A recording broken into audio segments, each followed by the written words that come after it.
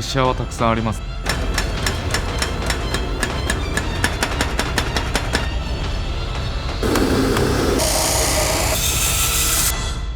平博道、森広鍛冶工場3代目。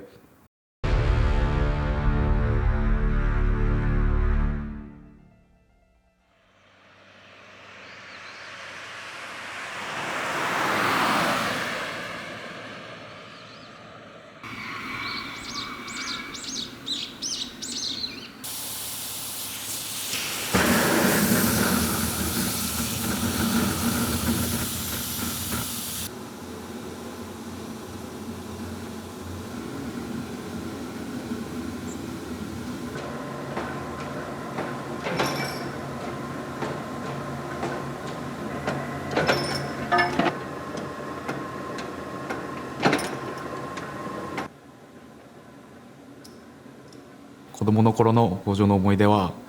小学校から帰ってきた時にすごく怖かったんですよ音も大きいし、工場は怖いなっていう印象はありましたね、ちっちゃい頃は。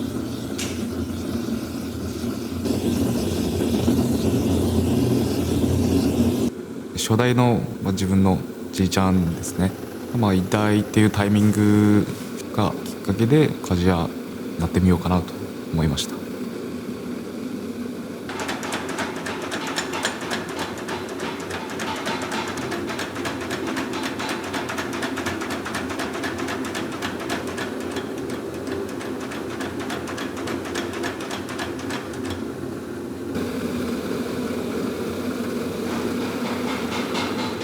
ものづくりよりも、後継者作りの方が難しい時代だから、ずっとこう継いでくれたらいいなっていうのはずっとあったわけですよね。で、俺鍛冶屋やってみようかなと思った時に、もうよしよしと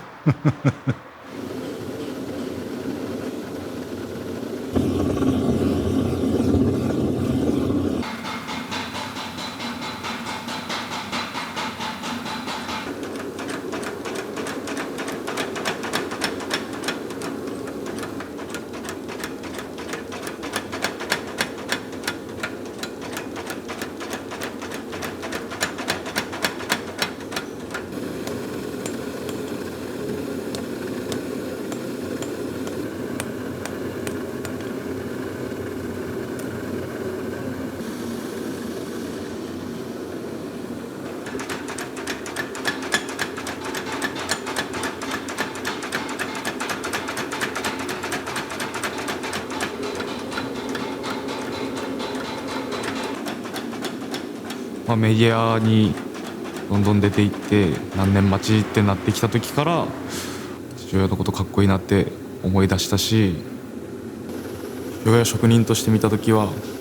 ぱり父親であるっていうその今までの感じとは違って、僕一緒に仕事をし始めたら分かったんですけど、技術がやっぱりめちゃめちゃ高いし、仕事も早いっていうのもあるし、すごい高い存在の感じですね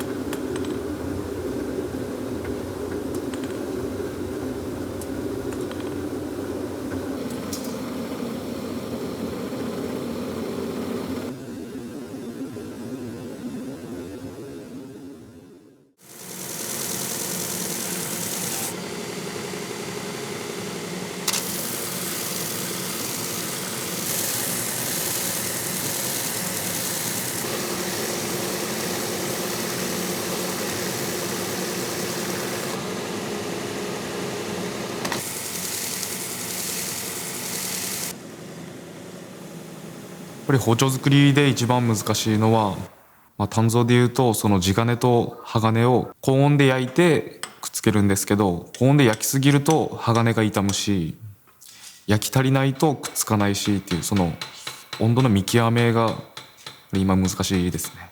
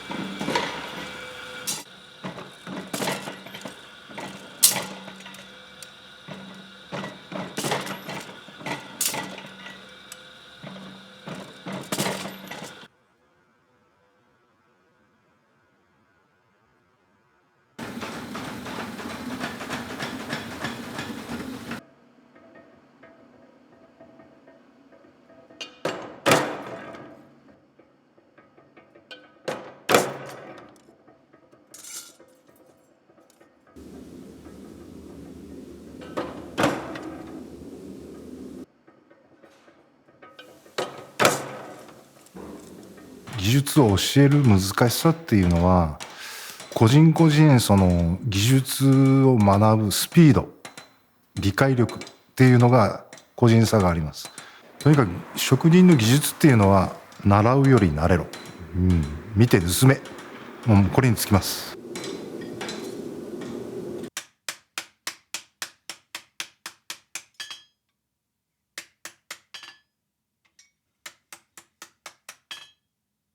最初に研ぎからスタートしたんですけど、やっぱりこう手の感覚、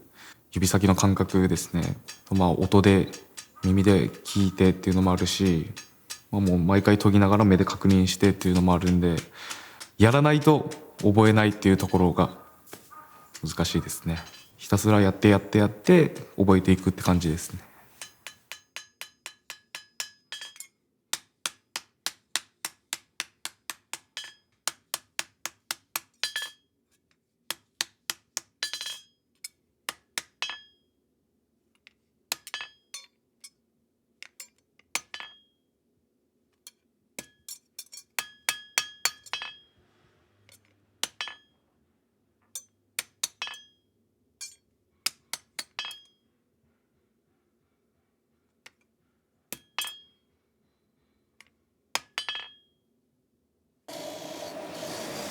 8年以上待ってでも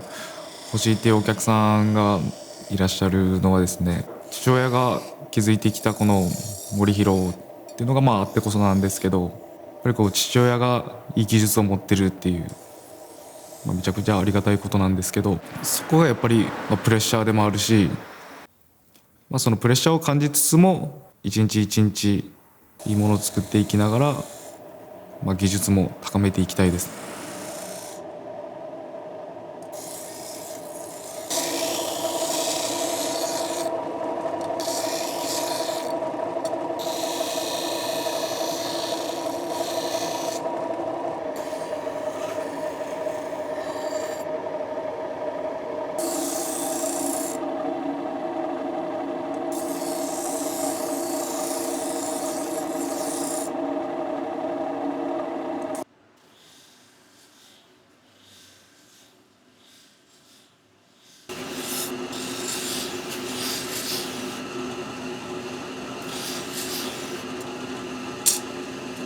始めた最初はもうちゃんと切れてるかなっていう心配はずっとあったんですよね実際こう研ぎ直しのお客さんがこう来られて研ぎ直して、数日後にちょっとお父さんが研いだやつよりあんまり切れないんだよねみたいなのがやっぱ最初はちょくちょくあったんですよね。それがずっと嫌で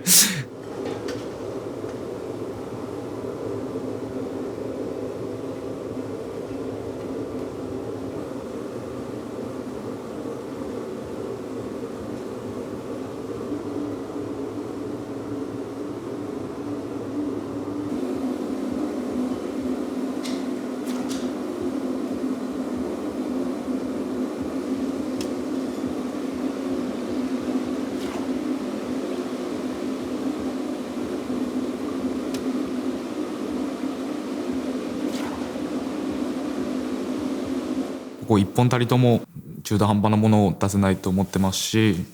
待ってもらってるからこそのお客様の期待値もあるんで、そこはもう毎日一本一本もう確実にいいものを出せるように努力してますね。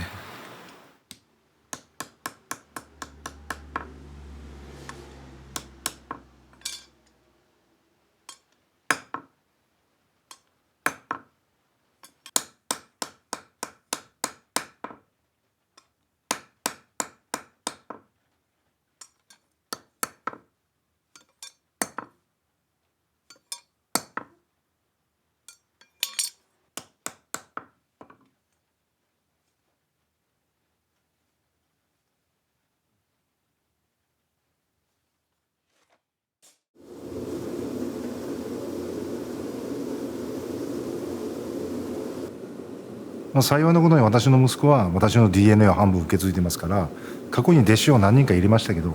やっぱ覚えも早いし、その点においてはまあ覚えがいい方かなと。今始めて8年ぐらいになるんですけど、今はもう一応家庭用の包丁を任せてもらってて、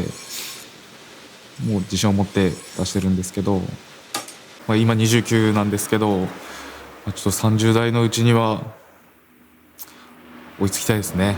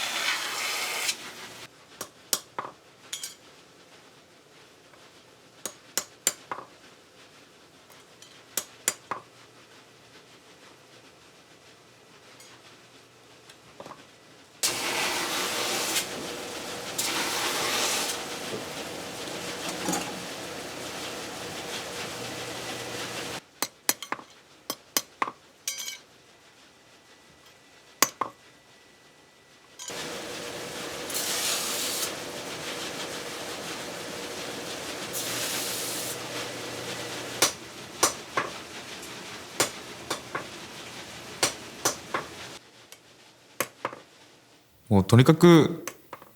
待ってもらってるお客さんにはいいものを早く届けなきゃいけないと思ってるんで、いいものを作ると同時に、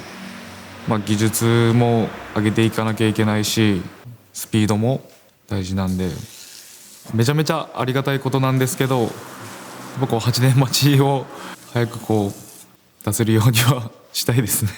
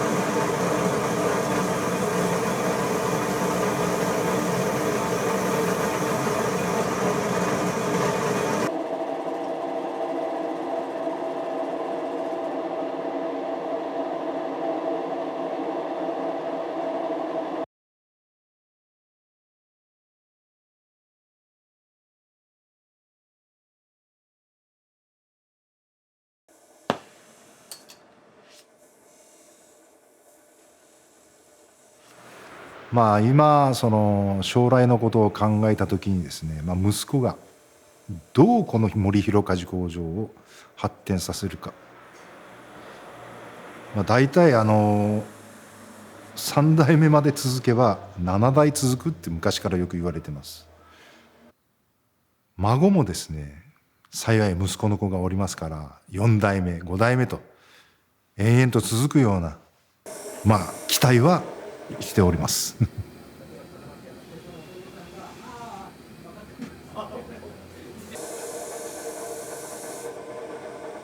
息子が2人いるんですけど、まあ、自分はやっぱりこう、まあ、父親としても職人としても、まあ、憧れの存在があってこの世界に入ろうと思ったんで、息子にもそう思われるような職人になりたいし、まあ、日本から世界からもう森広って言われるような工場にしたいし、息子をそのさらに5代目6代目ってこう続くような、まあ、3代目としてそういう長く続くような基盤作りをちゃんとしときたいですね。